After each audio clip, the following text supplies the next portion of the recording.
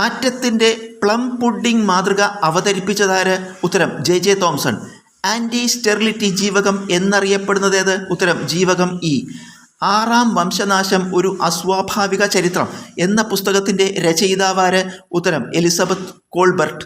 പദാർത്ഥ കണികകളുടെ ദ്വൈത സ്വഭാവം ആദ്യമായി നിർദ്ദേശിച്ച ശാസ്ത്രജ്ഞൻ ആര്? ഉത്തരം ഡി ബ്രോഗ്ലി. ശ്വസനം, ഹൃദയമിടിപ്പ് തുടങ്ങിയ അടിസ്ഥാന പ്രവർത്തനങ്ങളെ നിയന്ത്രിക്കുന്ന തലച്ചോറിൻ്റെ ഭാഗമേത്? ഉത്തരം മെഡുല്ല ഒബ്ലാങ്കേറ്റ. കേരള കലാമണ്ഡലത്തിൻ്റെ സ്ഥാപനത്തിന് മുൻകൈയെടുത്ത മലയാള കവിയാര്? ഉത്തരം വള്ളത്തോൾ. 2028 സമ്മർ ഒളിമ്പിക്സ് വേദി ഏത്? ഉത്തരം ലോസ് ഏഞ്ചൽസ്. കേരള സംസ്ഥാന തിരഞ്ഞെടുപ്പ് കമ്മീഷൻ നിലവിൽ വന്നതെന്ന്? ഉത്തരം 1993 ഡിസംബർ 3.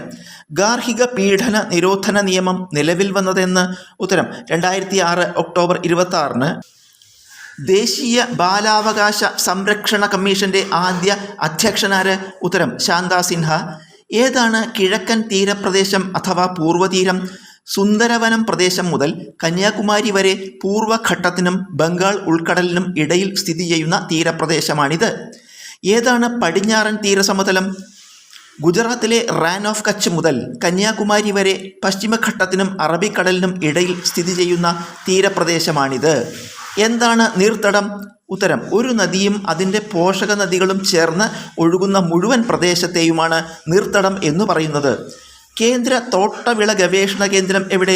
ഉത്തരം കാസർഗോഡ്. നാളികേര ഗവേഷണ കേന്ദ്രം എവിടെ? ഉത്തരം തിരുവനന്തപുരത്തെ ബാലരാമപുരത്ത്. കശുവണ്ടി ഗവേഷണ കേന്ദ്രം എവിടെ? ഉത്തരം മലപ്പുറത്തുള്ള ആനക്കയത്ത്. കാപ്പി ഗവേഷണ കേന്ദ്രം എവിടെ? ഉത്തരം വയനാട്ടിലെ ചുണ്ടേൽ. ഇഞ്ചി ഗവേഷണ കേന്ദ്രം എവിടെ? ഉത്തരം വയനാട്ടിലെ അമ്പലവയൽ. കുരുമുളക് ഗവേഷണ കേന്ദ്രം എവിടെ? ഉത്തരം കണ്ണൂരിലെ പന്നിയൂരിൽ.